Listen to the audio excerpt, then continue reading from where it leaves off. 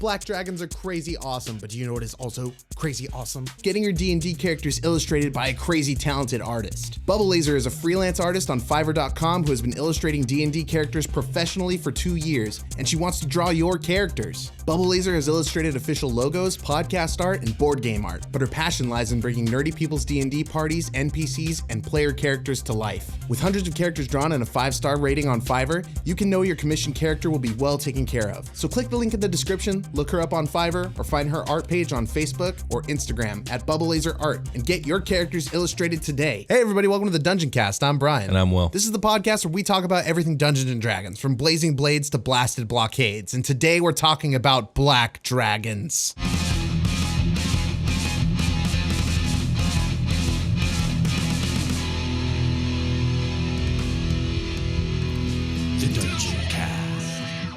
All right, Brian, time to talk about black dragons. I think this is the third chromatic dragon where we've talked about this year, besides the actual chromatic dragons part 2 episode that we did also this year, but whatever. So black dragons. In D&D, black dragons are also known as skull dragons and are considered to be far and away the cruelest and most sadistic of the chromatic dragons. Red dragons may be known as having greater tempers, and green dragons may be known as being more deceitful and manipulative, but black dragons are the most wicked and malicious by far, I would say. So that what they lack in their physical prowess, they make up for in their straight up displeasantness. Exactly. Unpleasantness. Causing... Did I say a thing? Yeah, you said a thing. Causing pain brings them joy. Causing violence brings them satisfaction. That being said, black dragons are actually pretty low on the chromatic dragon power scale, right? Being considered weaker than all other chromatic dragons besides white dragons, who are the weakest. So yeah, black dragons have what I would consider to be one of the most distinctive looks in all of D&D dragons. Probably the most distinctive look, if you ask me. They can be identified by their deep, socketed eyes, broad nasal openings, and their gaunt, bony facial structure, giving their face the appearance of a skull. Ooh. Their horns curl forward and down, jutting forward almost like tusks that stand out starkly against their black scales, as their horns are the color of bone. Cool. That's really cool. Their head and jaws are lined with spikes and small horns. Their teeth all protrude out of their mouth when closed, kind of like a crocodile. Ooh. But a little bit more like severely. They got that mad overbite. They do. Over and underbite. It's teeth everywhere. So their teeth are just like at this crazy angle, so they're like outside of the lip. Yeah, exactly. They have lips, or does they don't really have lips? Just like skin that curls under into jaw, into just some straight up scissor teeth. Exactly. A large frill adorns the upper portion of their necks. They have web claws designed for swimming. As they age, the skin around their horns and cheekbones actually begins to deteriorate. Some say from like the acidic environment they live in, and the fact that they themselves are constantly producing acid. And this ends up leaving this only a thin hide stretched across bone on their face, accentuating the skull-like visage that they have. That's dope. Yeah. Acidic slime drools from their mouths, and they smell strongly of rot and foul water. They're what? That sucks. No. Well, they like it. That's cool. They're good. They're good. They love it. They are also noted to be abnormally slender compared to other chromatic dragons. But the 5e Monster Manual the art does not reflect that. They look quite burly and they look really cool. I actually like the 5e Monster Manual art, but every other Monster Manual and every other source I could find depicts black dragons as being like more like gauntly and grotesquely slender compared to other chromatic dragons. So what, did the artist in the 5e manual just like decide to draw it a certain way and then it just got like okayed? I guess so. I mean, it looks good, so I'm not complaining. Well, yeah, but does it look right? Like to the description? You know, to be fair, the description, number one, 5e Monster Manual doesn't have that description. Number two, the Monster Manuals and Draconomicons that do have that description, I'm going to be honest, the artwork doesn't make them look that much more scrawny anyways. Oh, okay. So, up for debate. Okay, I got it. It's kind of a cool descriptor to think about, though, like to make it seem a little bit more unworldly and unique. Yeah. If you want a cool example of a black dragon looking like grotesquely like scrawny, but still like menacing, check out the original Drakengard game. That game has a black dragon that's very much like that, especially in comparison to the red dragon that you ride. Oh, cool. Okay. Anyways. That game, although I almost don't want to recommend playing that game because that game is very difficult to get into, and there's a lot There's a lot of reasons for that, but this isn't a Dragon Guard podcast, so I don't want to get into it. You just got to really want to see the Black Dragon. You just got to really want it. I mean, really just look really up the bad. YouTube video, Black Dragon Guard. You're good. Oh. You'll see it. Well, way to shut my shit right down, Will. Okay, moving on. So black dragons prefer to make their homes in swamps, bogs, and marshlands. The more stagnant and fetid the water, the better. Still, they're also noted to make their homes anywhere where water and dense vegetation can be found together, including jungles, rainforests, and moors. Between their amphibious nature and the dull black scales that are ideal for camouflage, these locations and these territories are optimal stomping grounds for black dragons. Okay, cool. Yeah. Big swamp. Big swamp. Big stinky swamp. Big, stinky, shitty swamp.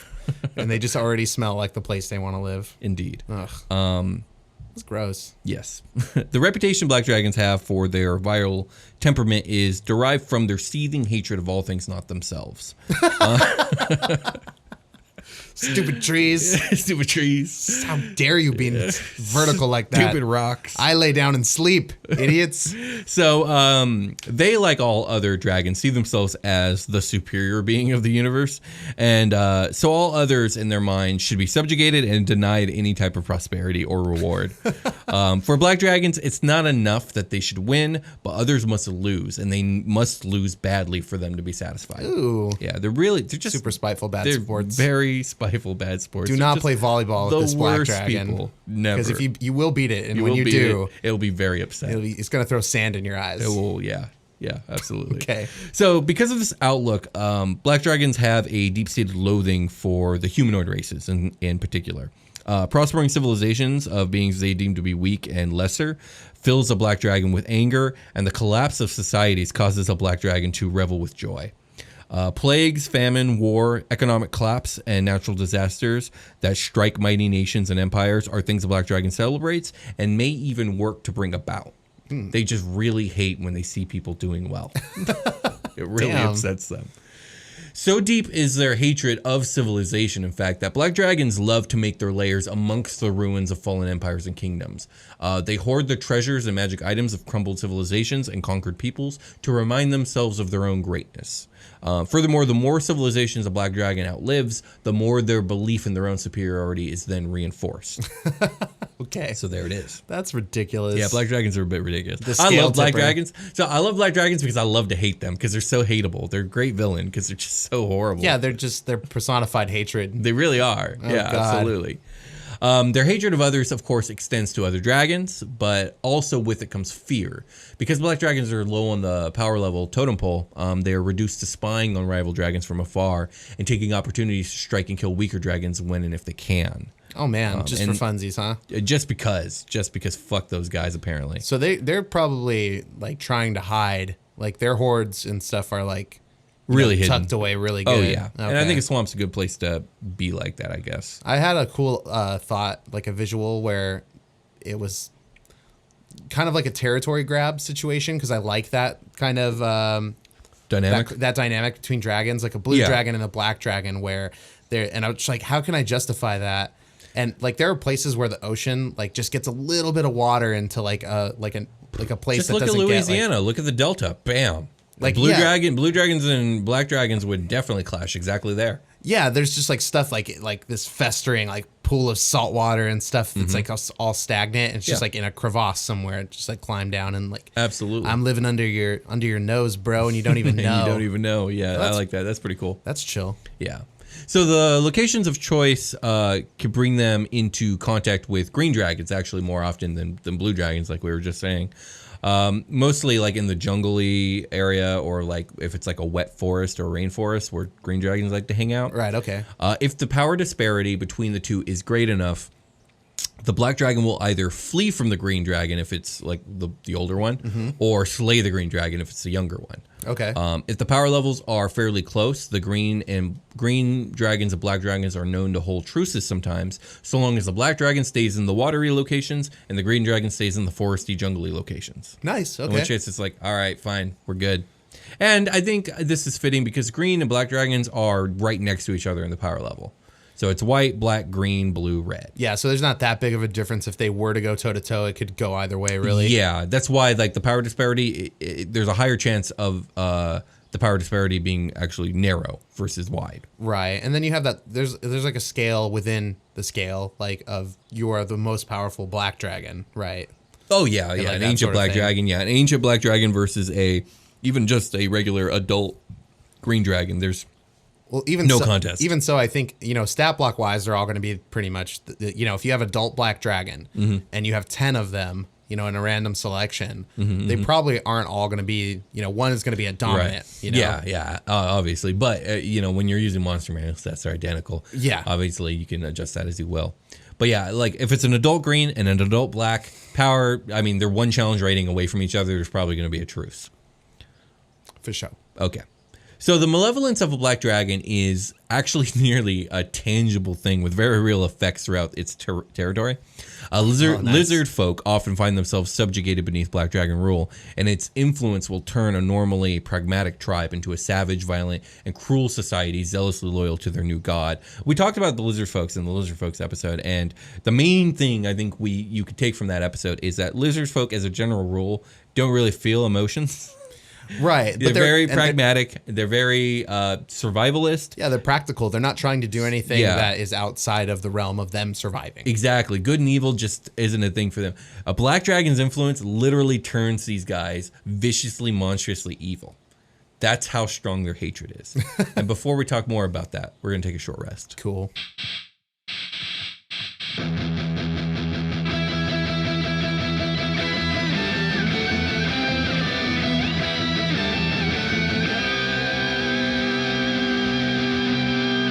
Hey everybody, welcome to the part of the episode we're not talking about those black dragons. We're talking about our emotions in regards to you and your ears. In fact, it's the opposite emotion that a black dragon usually feels. Yeah, think about all that black dragon stuff we just said and then just flip it on its back. Give it a 180, and that's how the Dungeoncast feels about y'all. Let's talk about a contest we got running. Watch Super Quest Saga. It's a cool show.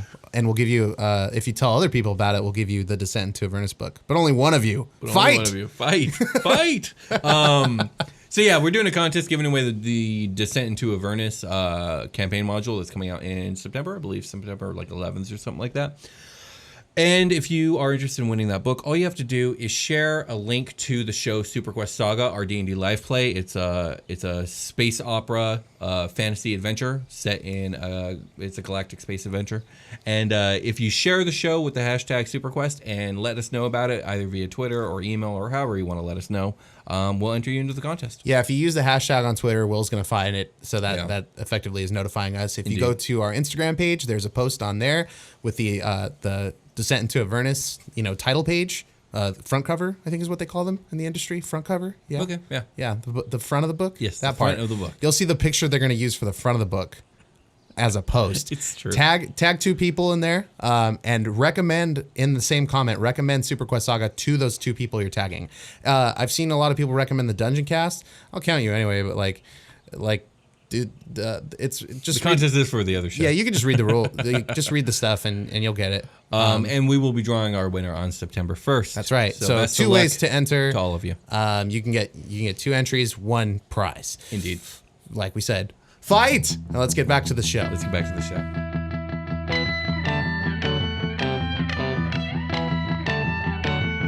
We're back. We've We're back. returned. Here we are. And we're talking about Black for Dragon. us. We've returned. You're looking for us. Yes, you I know found who us. else you'd be looking for, quite frankly. Good job.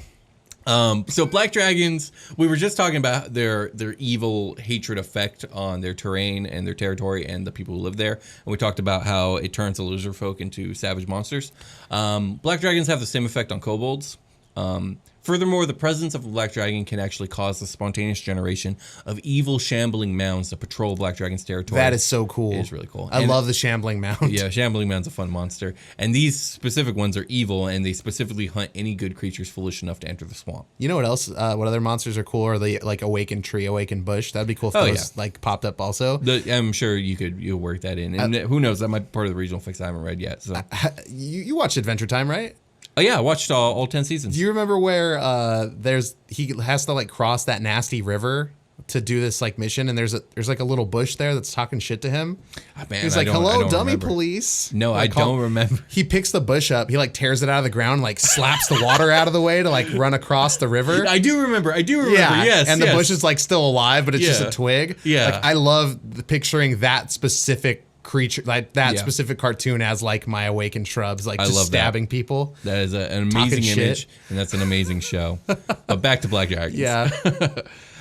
So while a red dragon revels in being worshipped and praised, red dragon's all about ego and pride.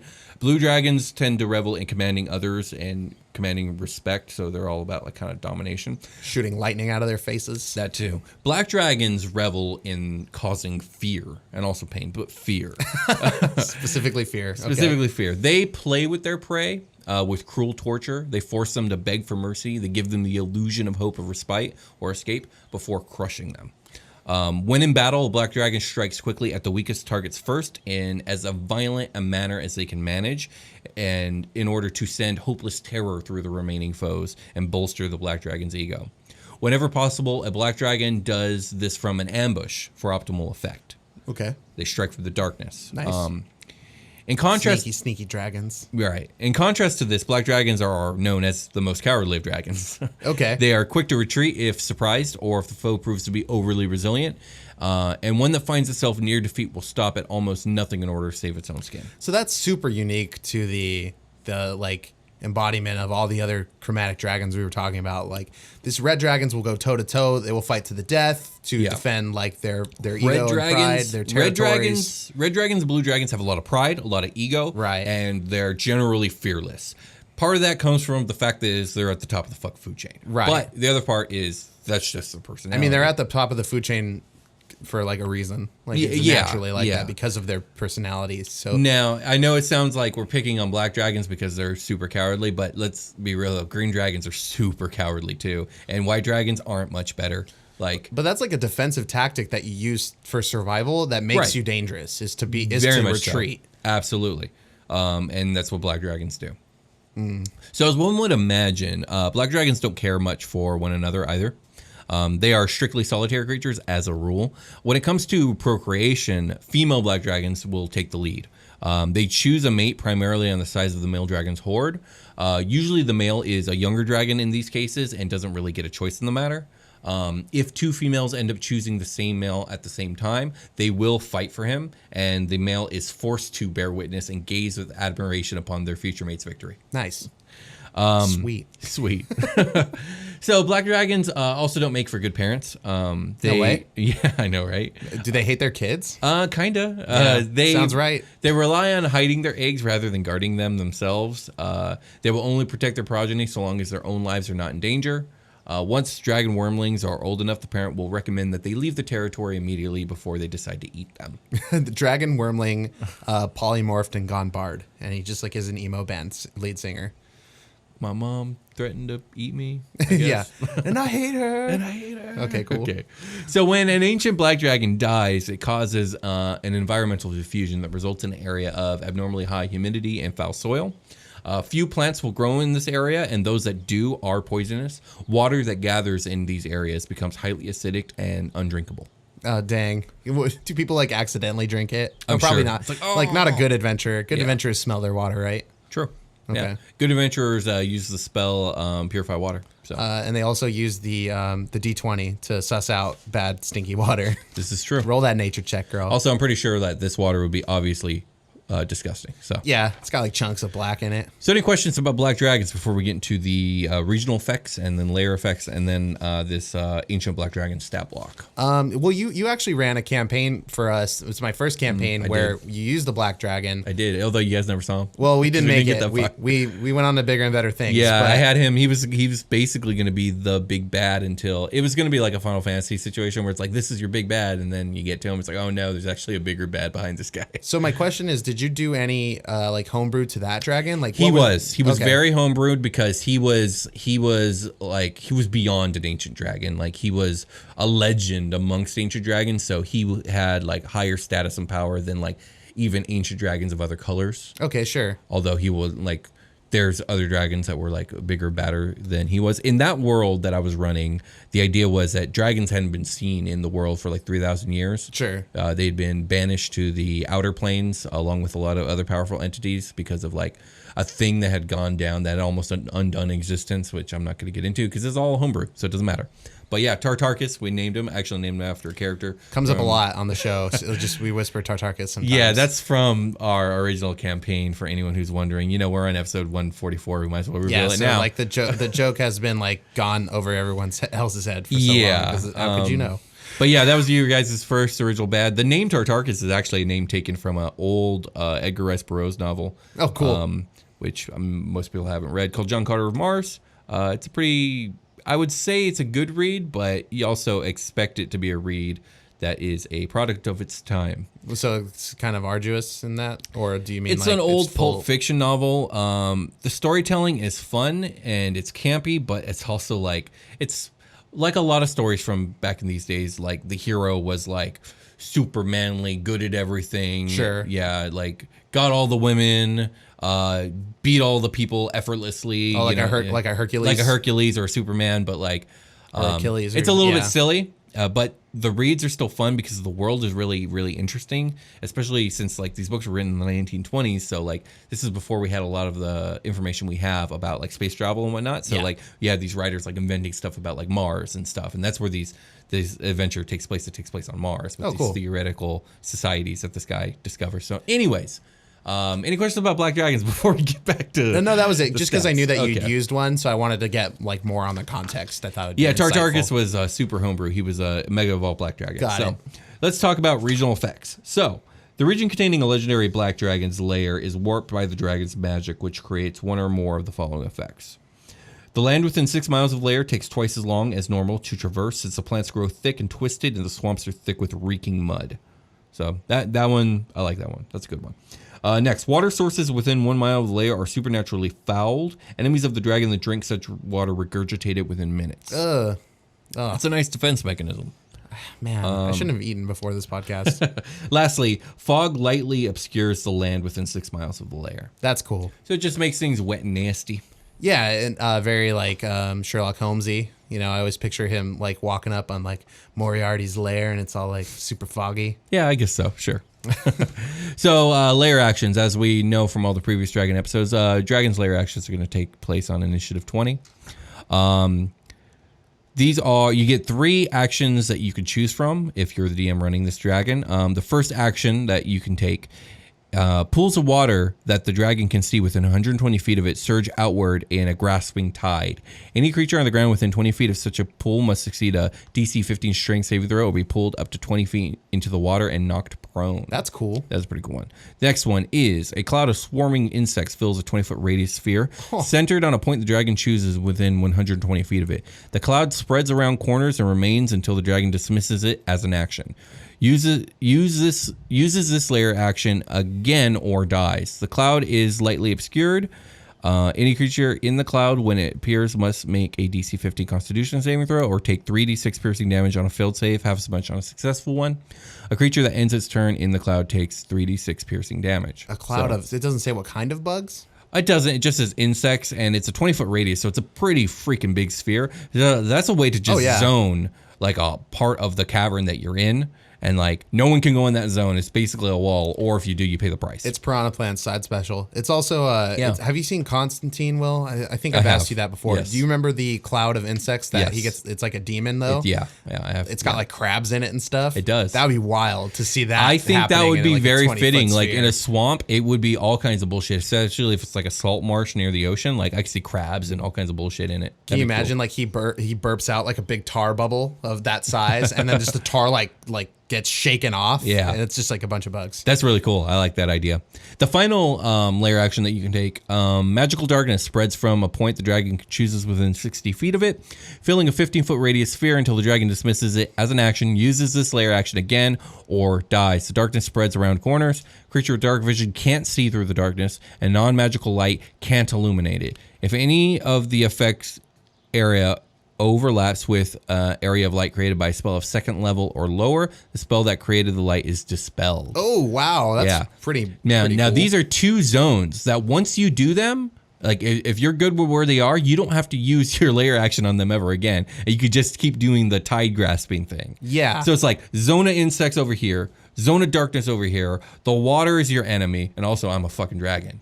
Yeah, and when you get through all that, I am the final boss. I am loving the synergy of these lair actions. Well, yeah, you can build your lair structure around those spheres of influence. And as you should, because that's what the Black Dragon would have done. We joke about dark vision a lot on the show. It's do. because everybody's got it. So It's how true. terrifying must it be when you When can't you actually see can't anything see. at all? In What do you magical, do? you're casting magic, and it's like, where'd my magic go? Fuck, I can't see anything. And then Right. all of a sudden, you hear buzzing.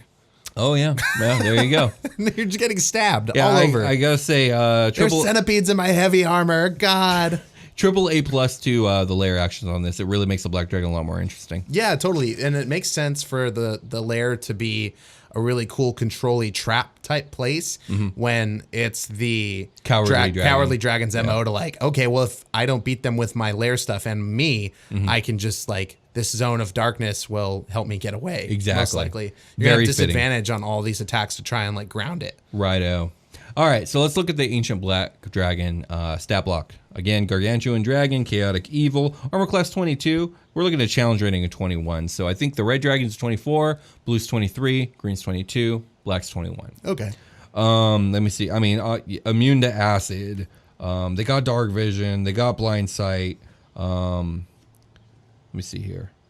Immune to acid. That's just like a throw in, huh? Like Well, like a giveaway. A chromatic is always immune to whatever their breath is. Yeah, I guess so. This is Right. just like kind of, that's not a great resistance Immunity, to- yeah. or Like immunity not to a lot have. of things do acid. I guess the wizard ain't acid splashing you. Yeah, that's basically what all my range of like what are good acid things to do. Oh, You know there's that. Melf's acid arrow is another spell. Oh, good. I love Melf. You know that barbarian who got that great axe that does acid damage. All right. That would be right. actually pretty cool, though. That would be pretty cool. Every time I hit you with this axe, its sentient mouth opens and it vomits on you. That's amazing. And your skin it bubbles a little. So to get into the ability scores, Strength 27, Dex 14, Constitution 25, Intelligence 16, Wisdom 15, Charisma 19. So all incredibly impressive, also all slightly worse than the dragons above them, as it should be. It's going to get all the things that normal ancient dragons get. It's going to get your legendary resistance, which is 3 times a day. You could just choose to succeed on a saving throw if you failed. They have the multi-attack. Their bite is a 2d10 plus 8. Their claws are 2d6 plus 8. Their tails are 2d8 plus 8. They have the frightful presence, which is basically each creature of the dragon's choice within 120 feet has to make a DC 19 wisdom saving throw, not to be frightened for like a minute or something like that. Let's look at their breath. So acid breath. It recharges on a 5 or 6 d6 roll. The dragon expels acid in a 90-foot line that is 10 feet wide. Each creature in that line must make a DC 22 dexterity saving throw, taking 15 d8 acid damage on a failed save, half as much on a successful one. God damn, dragon breath is so powerful in this game. I love it. Ooh, you know what? Good application. Can you do that on yourself? Like, can you center yourself? Can a dragon like center itself as a target so it wouldn't take any damage? But like, if there are people like trying to climb the dragon, as is like want to do in would fantasy, say absolutely yes. You Yeah, that can would be include super- yourself in the line. that would be super cool. He just like sprays it upward and makes a rain out of it, and it just like comes down Now like that, my friend, is very creative. I like that I idea. want to get everybody off my back right now. Indeed, I like that. And then here we go. I've talked about this before. I'm only going to talk about it briefly again. Legendary actions. They're the same for all dragons. It's they can detect with a perception check. They can make an extra tail attack, or they can make a wing attack that like does an area effect that knocks everyone prone. Again, they're cool and all, but I really feel like the legendary actions should be the thing besides the breath that really separates the dragons from each other. And I feel like the legendary actions should be homebrewed to reflect what type of dragon you're fighting. But that's just my opinion. They Otherwise, should like superpower the existing kind of stat allocation the dragon has incorporated into it. I mean, the fact of the matter is this, like, as we are doing these dragon episodes, when it comes down to it, the only differences between any of the stat blocks is the ability score numbers and armor class and like that jazz, and then the breath attack, and that's it. Everything else is identical. So the little boring to talk about. A cool legendary action would be for each dragon would be like more acid. More where acid. like it's just called more acid, and I really like the idea of leaning into a dragon's elemental affinity. Right. I mean, you do it with draconic blood sorcerers; they have all this elemental affinity. It makes sense to kind of do it with dragons. And I mean, you could do that on your own. You can give dragons spellcasting. It's in the monster manual, and you can choose spells that really accentuate that and all that. But I'm always a fan of building it into the monster stat block because as a dungeon master, who doesn't run, I don't run a PC, so I don't run spellcasters a lot of time. I don't know the spells like the back of my hand. Like I know some dungeon masters do, but I don't. So if I'm trying to run a bunch of monsters and I keep having to look up spells and have like spell cards ready and like I'm not going to have them all memorized, so next thing you know I'm reading them while we're playing, it can really bog a game down. But if they just have a few features that are built into the stat block that are right there, it would just make my life easier. It would. I mean, yeah, it's if you're really spending, if your dragon is your BBEG, you're probably going to want to put like the time you would spend on your BBEG, like restacking that type of stuff. Like I could see you picking that's spells. true. I did an encounter one time where I built a wizard and I was like, okay, let me build this level wizard and my players are just going to fight just this. Like it was a 2-on-1. Right. And this guy's MO is going to be to like either kill these guys, maim them, and then get away.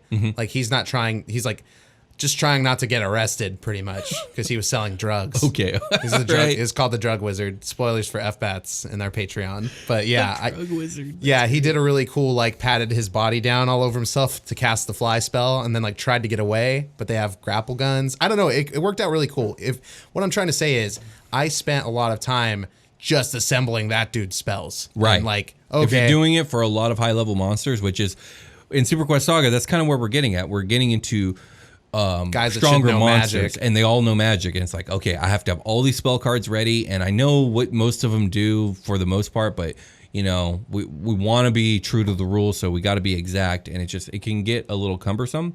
And maybe it's just because I come from 4E where everything is built into the stat block, so maybe I'm just spoiled that way. But I just feel like dragons deserve a little bit more. Well, I really like flavor. the magic system in 4E. It's exactly like that, where it's like, Right. oh well, you get this power, it does this thing, Right. And like it's just like a click, like select this and that it goes off. Right. It's not like I have to pick like out of I have spell slots and stuff like that. Right. Well, yes and okay. So do we have time to talk about like magic not working the same way? Like do you do your magic where it scales like with the wizard class, like I'm building a wizard, or do you do some homebrew stuff where I'm like I'm statting out this guy and he knows these spells and can cast these spells? Okay, are you talking about from a DM standpoint when I'm building like a yeah. monster? Yeah, I throw the fucking classes out the window. It's like I need these guys to cast these spells. Yeah, so I just like- get, like for instance, spoilers for an upcoming episode, so I can't get into that. But I guess by the time this airs,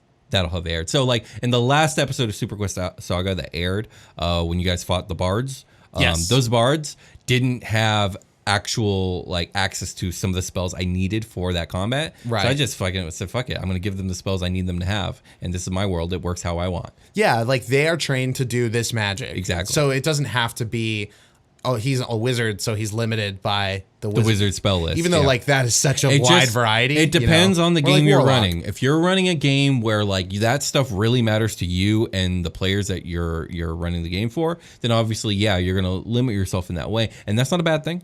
They say creativity flourishes in a box, and that is a box you're putting yourself in, and that is okay. For our game, obviously, that's not how we play the game, and it's my campaign. I'm the DM, and like I want the world to be what I've built, and so that's what I'm going to do. And I feel like you feel the same way. Yes, you're going for a certain tone. Like Exactly. I built this spellcaster in my game because I thought it would be cool to work within the rules and get more familiar with spells. Right. But I was also like, if I am a wizard, and like that gives me a lot of the tools I need to make the combat what I wanted. So it just happened to work out. Right. I was like, this is what I want for this combat. But most of the time, I'm just like, this guy can do dancing lights, or like that's it, that's his magic, or this person can like do a little heal or whatever. And I think canonically, like lore wise, not mechanic wise, it makes sense since like, okay, wizards learn how to cast spells like by studying. I mean, it's not too far fetched to think that a person could study and learn a couple specific spells regardless of like their class association. Like it seems like okay. within the realm of possibility, canonically speaking. So. Yeah, I can see that opening up a can of worms at your table too, depending on the type of game you run. Being like, Right. well, your NPC was able to cast a spell. How come I can't study to learn how Because to you don't cast? have the backstory. You don't have the backstory.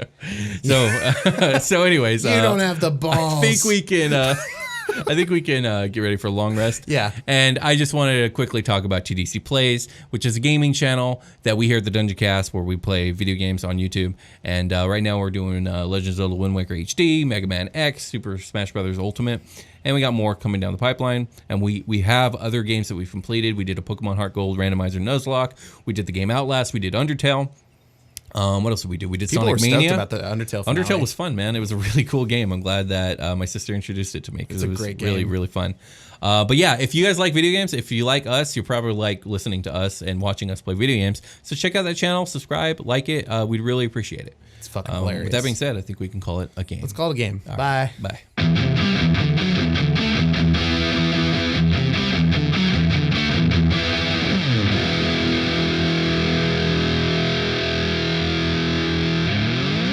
The Dungeoncast.